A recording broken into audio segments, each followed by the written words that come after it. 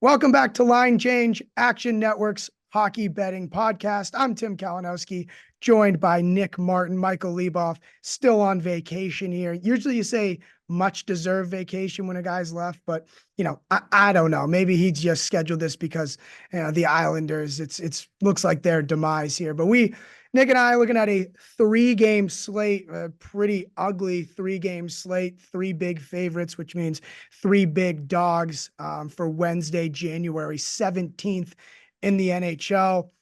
Nick, I'm probably going to be honest here and just follow whatever your lead is here because I saw this board and, I know we like underdogs, but I don't love the underdogs that I might be forced to play in this spot. So just 3 games.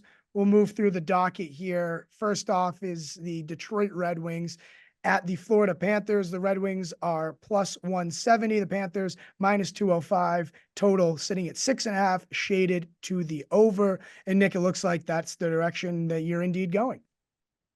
Yeah, I mean, this slate is downright horrific, let's be honest. But when we first discussed this show, I was scared we might have 0 plays out of it. And at the time of recording, there's a play on all 3 games. So could be worse. Hopefully the numbers hold up. Because this it's not as bad as I thought. I think we'll have some fun here. So Okay, fair on enough. this game, yeah, I thought the over 6.5 to minus 120 was a look I like. Just with the way the Panthers continue to generate, and Detroit has struggled. If anything, I actually think the Panthers are kind of my preferred favorite on the slate, which I guess isn't. I mean, they're the biggest favorite, so I guess it's not like that's any sort of Well, they're all like the contestable take. same Yeah, giant favorite. but just the way the Panthers have been playing, they should be able to generate at will on Detroit, and I just think that early on, their offensive struggles were just really a lot of games where they scored well below expectations, where they were getting legitimate high quality chances. I mean, you look at the offensive core, that shouldn't be necessarily a hard take to make. They have a really deep top 6. Kachuk's going to keep moving the needle in the right direction. And then you look at the top line with Barkov and Rodriguez and Reinhardt, obviously. That's just so much talent. And Detroit continues to look very middling defensively. And then Alex Lyon, like there'll be some hype because it's his return game here in Detroit. But I still think, however you want to look at it, if anything, he's overachieved expectations this season, right? Like he has a 922 save percentage, which is pretty crazy. I don't know if I'm moving the needle that much on him. Like I still think this is like a average to slightly better than average starter. So I think the Panthers can score on him. And then you look at the Detroit side of things. Yes, Patrick Kane looks like he'll be out of the picture. I still like the offensive upside there. I think they're kind of a more competent offense than we saw at parts in December, and part of that was to the schedule and the guys out of the lineup. So I view Detroit as an over team right now. I think the Panthers are more of an over team than their kind of totals over the whole season have suggested. So it'll be a square look, but that's where I'm looking on that one. Yeah, Detroit's won 5 of 6 here. The only loss coming 3-2 to Edmonton, which is, you can't really blame them there. This Oilers team has won 10 in a row. I guess I'm a I mean, little. I You will go. slide in and say that was one of the luckiest. That game shouldn't have been close too. Yeah. They could have given up 6 with some worse puck luck for sure. No, I mean I watched that game too. I think we were on Edmonton there. But here's the thing. I just have a really hard time with what to do with Detroit. Right now they're, I looked at one model that has them 37% chance to make the playoffs. So and right now they're sitting in a playoff spot. So if you kind of, sometimes it's helpful to handicap like this and say to yourself, okay, we're at mid-January here. If this team's going to win, I kind of like expect them to continue to ascend in the standings, right? Like I feel like I look at Detroit as a team that I would probably peg to miss the playoffs as well, which means they're going to have to lose some games here. Is that too square of a way to think about it? No, I don't think so. And I mean, we've talked about this, trying to get on the Detroit to miss the playoffs train, but the line's never really been there, right? The market's never bought on Detroit, even when they had such a good start and everyone was talking like it was a lock. I remember there was what was it? It was right when we pointed out that their record was identical to last season at the 20 game mark. It was like the exact same level. And it's never dipped. Like you look now and it's minus 230 for Detroit to miss. So I mean, you can't bet that, right? I wouldn't bet that as someone who doesn't think this team's that good. Um, yeah, they're a weird team to handicap. They've really had a lot of these kind of runs this year and really been up and down. And at their core, I know Lalonde really preaches defensive play and is kind of known for having the ability to get teams organized defensively, but I just don't know if I see it right now. So I think Florida can pay off on that front. And I don't know if there's really any futures I want to touch with Detroit, right? They look like they're just priced. We can't fade them. We can't get The, in. the way to fade them is just to look at another team that you would like to make the playoffs. I think that's kind of the best way to go. Pittsburgh, I think is kind of a good look. They're sitting on the edge there, and Tampa Bay is, I saw one place minus 140 to make the playoffs. So I feel like there's too many spots for the amount of teams, right? You have basically Detroit, Tampa Bay, Pittsburgh, and New Jersey. So like you leaving a spot open for New Jersey, like it is someone that we think is pretty decent is going to be on the outside looking in, and New Jersey would kind of throw a monkey wrench into the situation as well. So I also think of Florida. It's priced pretty much right in the fact that they've lost two in a row. I kind of expect a good bounce back performance for them. I know that doesn't sit well in that room, and I know it's a square way to look at it, and it's not roulette, but Florida's going to win a lot more games than they lose. So, yeah, Yeah, I mean, Florida's just legitimately good, right? Like if I'm talking about Florida futures right now, we're still talking like Cup and President's Trophy. I think they can get in those mixes because they're just everything about their roster looks legit. The decor's better than people expected. They have the top talent. Stolar's had a really tough go the other night, but he's still better than average backup. So yeah, I'm definitely very in on the Panthers. Yeah, I think they're the most complete team in the NHL right now in a league where even the top teams have a lot of flaws we can point at. I just think that Florida has anywhere you look, their cracks are not nearly as big as a lot of the other teams across the league, especially at the top. So looking at the over there for Nick, maybe we'll play the over. Maybe if it was a larger slate, I wouldn't even look twice at these games. Probably, I think I'd scroll right past them. And another one Yeah, that's well, you go. I was just gonna say I'll throw out two just to summarize this well. Like I said, I think the over it's minus 120 to 6.5 right now. I'd stop right there. So hopefully something holds on that. I think that was the closest price to being in target on this game for me.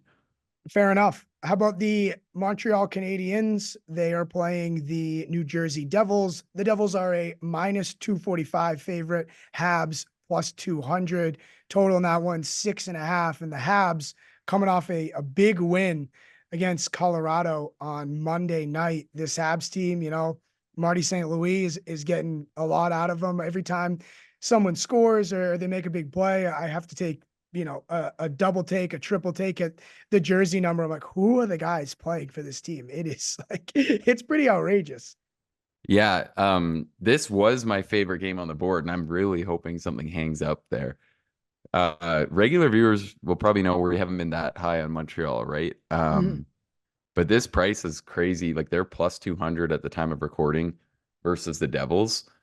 And for all the volatility that's going on with New Jersey, that just seems insane to me. I mean, first off, you're talking about one team with legitimately better than average goaltending and one team with among the league's worst goaltending. And I know that um, in a small sample, Nico Dawes has been a lot more stable for the Devils, and they might turn to him here. But I can still live with that. And you look at this gutted Devils roster right now.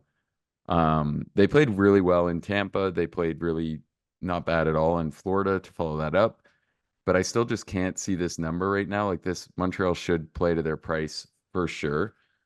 And then one thing with Montreal, I do think that defensively they've been like a hair better than some of their underlying results say. Like I think on the good nights, they've done a good job of insulating their goalies and not allowing plays through the box. They kind of get underrated in terms of the analytical quality, at least on the public models. So I think that there's way too many question marks around the Devils right now for this price to be anywhere around plus 200. I would bet this down to plus 180 even. And yeah, I was kind of kicking myself for not getting like at first there's one of those ones that really jumped out to me, and then it seems as the market's moving that it was just clearly always wrong. Um, it's just it's crazy, and everything that the Canadians have done well this season, I think works towards their kind of a price versus the Devils in this spot, right? Like they can hang around if they don't own too much of the play. And they've done a great job of winning games like that. They've done a good job of dragging games to overtime, which, if I get a ticket at plus 200 that gets dragged to overtime, I'm always pumped about that, even though it's painful when those lose. Um, so yeah, I think it's just a great time to buy on Montreal for sure. Yeah, as surprisingly well as Montreal has played, I think you'd look at a matchup with the Devils, and the one of the biggest reasons why you'd want to be on the Devils is they're just deeper, right? And that's not really the case right now with their injuries. And it's not just about trying to sound square and like, oh, no Jack Hughes, that's a huge deal. Obviously going to go with the Habs here with no Hughes. But the thing about missing Hughes is it slots everybody up one in the lineup. And that doesn't, like, the Devils' strength has been that they've been so deep with Hughes, and obviously his ability to score and as dynamic of a player he is. So without Hughes, a lot of guys are playing in roles where they can't be the New Jersey Devils at their ceiling. So I think that's a big factor that's mitigated. Throw in the fact that Montreal defends well. They have good goaltending, and the Devils have just been too unstable to feel good about laying a big price with them. If you look at our top teams who we think have a real good shot at winning the Stanley Cup, like New Jersey preseason would be there for sure. But now they don't look anything like a team like, for instance, Florida, right? Who this price is kind of being priced like in a Florida range, right? Yeah, and I mean it's great. Like the Devils are probably going to own somewhat more of the play here, but this number is just nuts. Like this is giving when we know there's a bit of a goaltending mismatch. I mean, who knows? Like maybe a little bit less so than you might expect, I guess, if Nico Dawes continues to play okay. But like when you're talking about this kind of a price and the way that Montreal's been able to win games and the kind of games the Devils have lost this season when controlling more of the play and their kind of greater breakdowns, as opposed to that of the Canadians, this just looks insane. I honestly wouldn't be surprised if this closed at like plus 150 a lot of places. Yeah, the Habs are 500. Imagine that. A lot of credit to that team. They've done a tremendous job. Marty St. Louis at the helm there. All right, the last game here, Nick. The Chicago Blackhawks, they are a plus 240 dog to the Buffalo Sabres. Between the Sabres are minus 298 total in this one, 6.5. The Blackhawks in this situation will be coming off of a game against the mighty San Jose Sharks. What do we do with the Chicago Blackhawks, and what do we do with the Buffalo Sabres? The Buffalo Sabres team that has been, in my opinion, probably the hardest team to handicap in the NHL. I think a couple of weeks ago, I talked about how I looked at them in Ottawa, and the two of them had either won a game 5-1 or lost the game 5-1, like in some aspect over the last couple of weeks when I said that. So they're challenging, but do the Blackhawks, an already thin Blackhawks team, have the juice to put up a fighting effort and play to their number against Buffalo? Yeah, I looked at this one and it's so ugly, but I think the Hawks being plus 240 at the time of recording is a little too long. I'd go down to plus 230, even though it's not a lot of fun. But the Sabres continue to have these little rushes where it feels like people start to give them credit and rate like maybe that they'll be the team that everyone thought they might be. They obviously are getting another really good spot here when you talk about hosting the Blackhawks on a back-to-back. But I look at their last five, I look at their last 10, and this is still just a team that's paying off. They've paid off some really favorable spots. Like their last game, you look at it, they had the Sharks, who were in a complete disastrous travel situation, and they get a win. They played decently versus the Canucks. They definitely could have won that one. They host the Senators for back-to-back. They got the Kraken in there. They got a lucky Pens win. Pretty lucky win over the Canadians, honestly. Like I'm just looking at this team and I still don't think that they've raised their profile that much for me. Like I still just think they're playing more or less relatively bad hockey. And that we kind of touched on this ahead of what will hopefully be a Chicago win tonight. But they've been really scrappy the last three games, and they do have more of their defenders back. right? Like Vlasic's starting to play really well. Korchinski's playing really well. Seth Jones is back in the mix and he's playing pretty decently.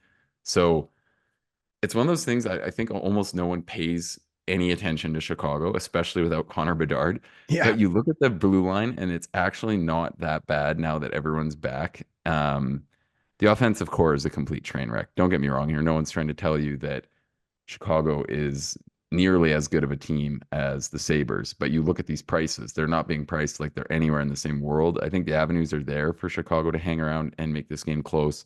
Buffalo hasn't been blowing teams out of the water.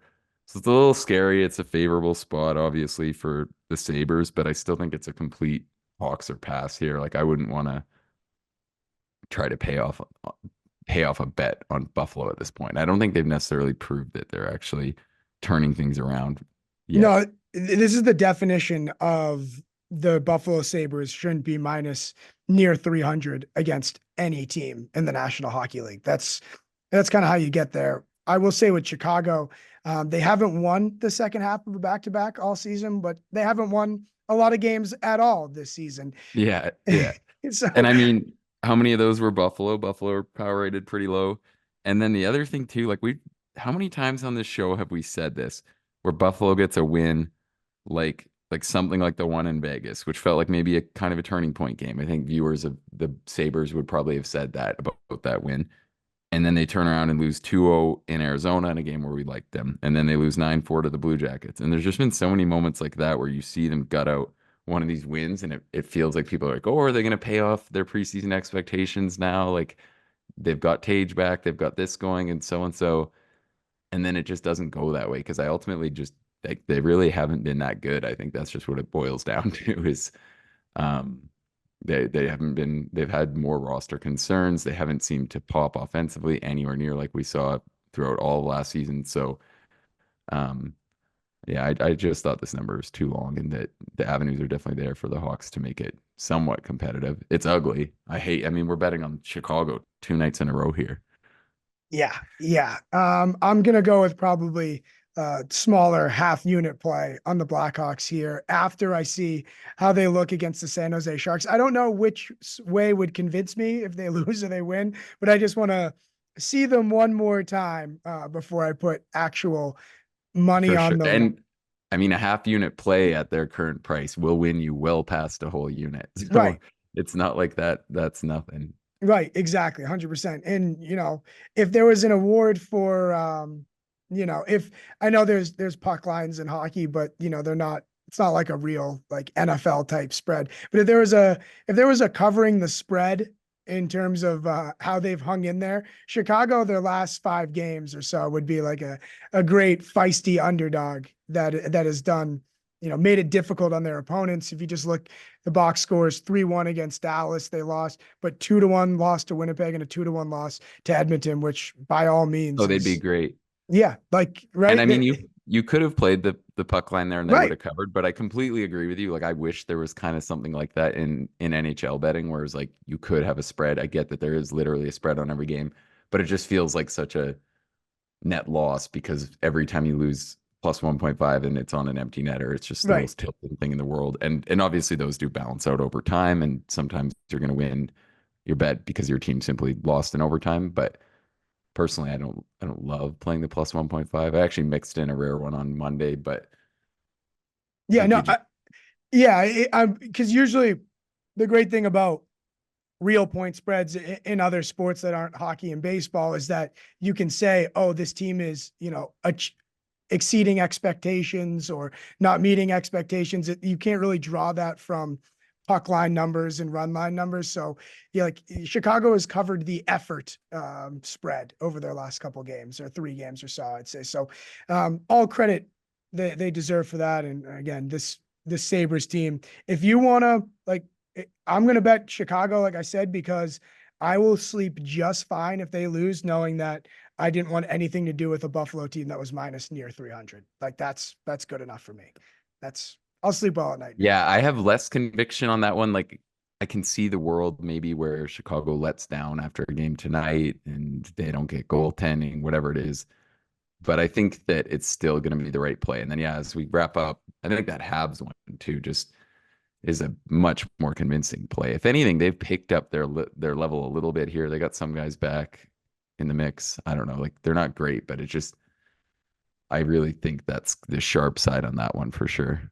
Yeah, well, there you have it. 3 original 6 teams on the road for Wednesday's slate. Nick's on the over 6.5 to minus 120 in the Red Wings and the Panthers.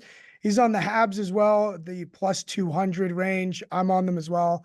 I liked his argument there. I was convinced. And then the Blackhawks, I'm going to throw a little half unit there. I think Nick probably the same thing at plus 240 traveling to Buffalo.